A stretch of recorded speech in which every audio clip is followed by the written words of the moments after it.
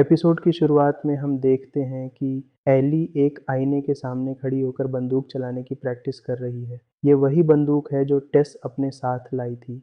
Eli बंदूक को load करके वापस बैग में रख देती है और बाहर आ जाती है। सफ़र के दौरान थोड़ी देर आराम करने के लिए वे एक पुराने गैस स्टेशन पर रुकते हैं। जोएल एक पुरानी कार से बचा खुचा पेट्रोल निकालकर एक डिब्बे में भरता है और एली को बताता है कि सालों पुराना यह पेट्रोल लगभग पानी जैसा हो चुका है, इसी वजह से उन्हें हर घंटे पेट्रोल भरना पड़ रहा है। इसके बाद दोनों व्योमिंग राज्य की ओर रवाना हो जाते हैं। गाड़ी में बैठे हुए वे पुराने गानों का आनंद लेते हैं। इसी दौरान पिछली सीट की छानबीन करते समय एली को समलैंगिक पुरुषों की एक एडल्ट मैगजीन मिल जाती है, जो कभी बिल और फ्रैंक की पसंदीदा हुआ करती थी। जब जोएल एली को वह मैगजीन पढ़ते देखता है तो शर्म से पानी पानी हो जाता है और कहता है कि यह बच्चों के पढ़ने की चीज़ नहीं है। लेकिन बेबाक एली मुस्कुराते हुए उससे पूछती है कि इस मैगजीन के पन्ने इतने चिपचिपे क्यों हैं। ये सुनते ही जोएल बोल ही नहीं पाता। एली उसकी हालत देखकर खिलखिलाकर हंस पड़ती है और उसे ज़्यादा परेशान न करते हुए मैगजीन बाहर फेंक देती है। एली इसी तरह जोएल के साथ हंसी मजाक करते हुए सफ़र का समय बिताती रहती है। काफ़ी देर तक गाड़ी चलाने के बाद जोएल देखता है कि एली अब थकने लगी है और दिन भी ढलने लगा है, इसलिए वह गाड़ी को सड़क से हटाकर जंगल की ओर मोड़ देता है। जंगल में वे एक सुरक्षित जगह ढूंढकर अपना डेरा जमा लेते हैं। जोएल 20 साल पुराने डिब्बे में पैक खाने को स्टोव पर गर्म करता है और भूख से बेहाल एली उस खाने पर टूट पड़ती है। खाना खाते समय एली जोएल से पूछती है कि वे यहाँ कब तक रुकने वाले हैं। जोएल उसे बताता है कि आज पूरी रात यहीं सोना होगा, क्योंकि कल उसे दिन रात गाड़ी चलाकर किसी भी तरह व्योमिंग पहुंचाना है। जंगल में ठंड काफ़ी ज़्यादा होती है। ठंड से बचने के लिए एली आग जलाने का सुझाव देती है, लेकिन जोएल सख्ती से मना कर देता है। एली को लगता है कि आग का धुआं इन्फेक्टेड को उनकी ओर खींच सकता है, लेकिन जोएल समझाता है कि इन्फेक्टेड इतने समझदार नहीं होते कि धुएं को देखकर इतनी दूर आ जाए। फिर भी उसे डर होता है कि रोशनी देखकर लुटेरे उन तक पहुंच सकते हैं। ये सुनकर एली गंभीर हो जाती है और खाना खत्म करने के बाद बत्ती बुझाकर चुपचाप सोने की तैयारी करने लगती है। जोएल भी अपनी बंदूक लोड करके सिरहाने रख लेता है। खुले आसमान के नीचे सोते हुए एली खुद को असुरक्षित महसूस करती है और जोएल से पूछती है कि क्या सच में कोई लुटेरा उन्हें ढूंढ सकता है। जोएल उसे भरोसा दिलाता है कि यह जगह सुरक्षित है और कोई उन्हें नहीं ढूंढ पाएगा। इससे एली को तसल्ली मिल जाती है और वह गहरी नींद सो जाती है। लेकिन जोएल जानता है कि इस जंगल में भी वे पूरी तरह सुरक्षित नहीं है।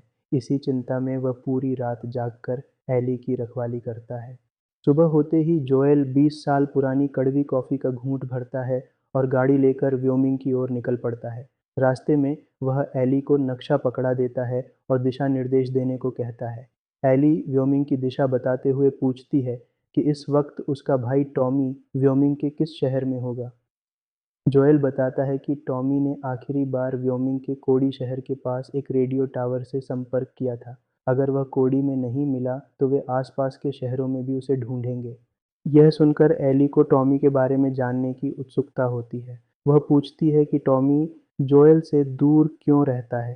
पहले तो जोएल इसे टालने की कोशिश करता है, लेकिन एली के जोर देने पर वह बताने लगता है।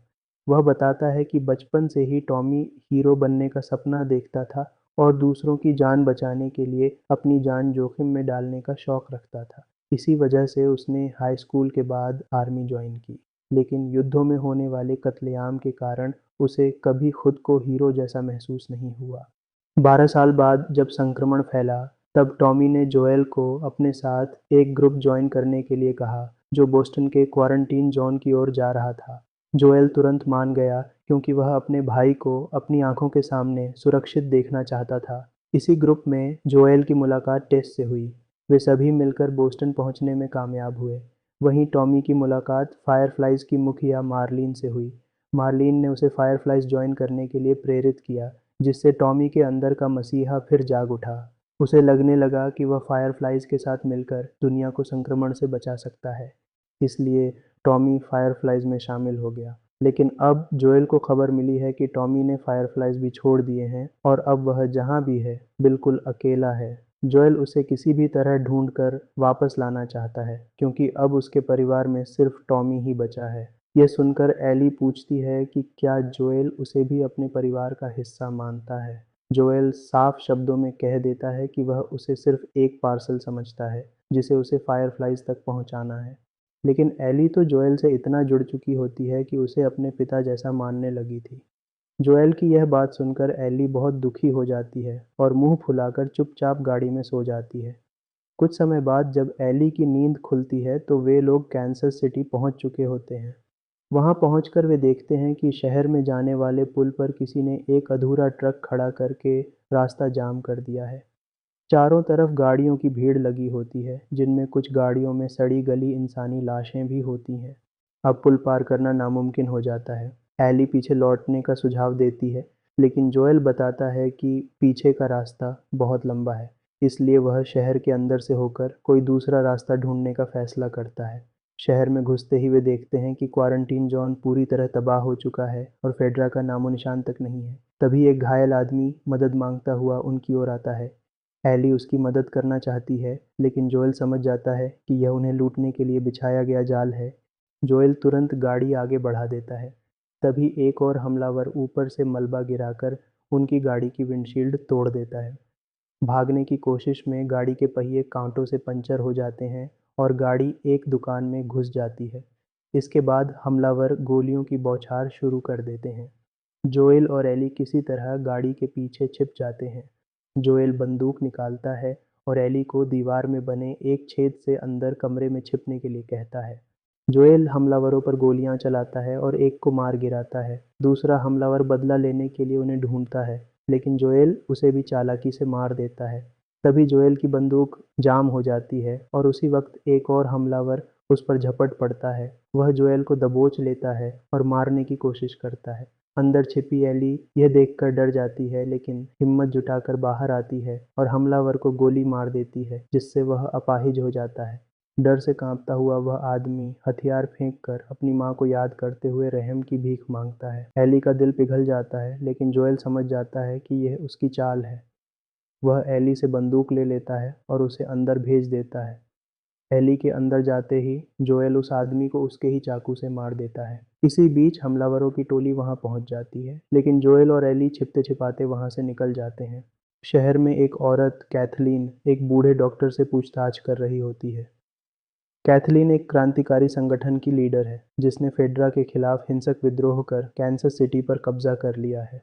पहले इस संगठन का नेतृत्व उसके भाई माइकल के पास था, जो अहिंसा में विश्वास करता था। लेकिन एक गद्दार हेनरी ने माइकल की जानकारी फेडरा को दे दी और माइकल को मार दिया गया। भाई की मौत के बाद कैथलीन निर्दयी हो गई और उसने हिंसा के रास्ते पर चलकर फेडरा को खत्म कर दिया। अब कैथलीन हेनरी को ढूंढ रही होती है, जो अपने छोटे भाई के साथ भाग निकला था।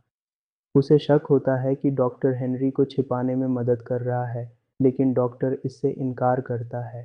तभी बाहर शोर मचता है और कैथलीन को पता चलता है कि कुछ बाहरी लोगों ने उसके आदमियों को मार दिया है। गुस्से में वह डॉक्टर को मार देती है और अपने साथियों को हेनरी और उन बाहरी लोगों को ढूंढकर मारने का आदेश देती है। दूसरी ओर जोएल और एली एक दुकान में छिपे होते हैं और मौके का इंतजार कर रहे होते हैं। योजना यह होती है कि मौका मिलते ही वे एक ऊंची इमारत में जाकर शहर से निकलने का रास्ता ढूंढेंगे। छिपे हुए वे उस घटना पर बात करते हैं जिसमें एली को गोली चलानी पड़ी थी। जोएल खुद को दोषी मानता है, लेकिन एली बताती है कि यह पहली बार नहीं था जब उसने किसी इंसान को चोट पहुंचाई हो। ये सुनकर जोएल चौंक जाता है, लेकिन फिर उसे लगता है कि एली बंदूक संभालने में सक्षम है और वह उसे बंदूक वापस दे देता है। इसके बाद दोनों इमारत में दाखिल होते हैं और 42वीं मंजिल तक चढ़ने की कोशिश करते हैं। रास्ते में एली पूछती है कि जोएल ने कैसे पहचान लिया कि मदद मांगने वाला आदमी लुटेरा था। जोएल बताता है कि पहले वह भी ऐसे ही एक ग्रुप में था जो मासूम लोगों को फंसाकर लूटता था, क्योंकि उस समय हालात ही ऐसे थे। ये सुनकर एली पूछती है कि क्या उसने कभी मासूम लोगों को मारा था। जोएल बिना जवाब दिए आगे बढ़ जाता है। 35वीं मंजिल पर पहुंचते पहुंचते जोएल थक जाता है, इसलिए वे वहीं रात गुजारने का फैसला करते हैं। कमरे में जोएल सुरक्षा के लिए कांच के टुकड़े बिखेर देता है और दोनों सो जाते हैं। लेकिन जोएल के मन में यह सवाल घूमता रहता है कि एली ने पहले किसी को चोट पहुंचाने की बात क्यों कही थी। वह एली को भरोसा दिलाता है कि आगे उसे किसी को नुकसान नहीं पहुंचाना पड़ेगा। सोने से पहले एली एक चुटकुला सुनाती है और इस बार जोएल हंस पड़ता है। दोनों हंसते हंसते सो जाते हैं। आधी रात को एली की आवाज़ सुनकर जोएल अचानक जाग जाता है और देखता है कि दो अनजान लोग उन पर बंदूक ताने खड़े हैं। उसके पैरों तले ज़मीन खिसक जाती है। इसी के साथ ये एपिसोड यहीं समाप्त हो जाता है। ये दो अजनबी कौन हैं और ज़मीन के नीचे ऐसा क्या है जिसने कैथलीन को भी डरा दिया था? इन सब रहस्यों से पर्दा उठना अभी बाकी है। बने रहिए इस रोमांचक सफ़र में।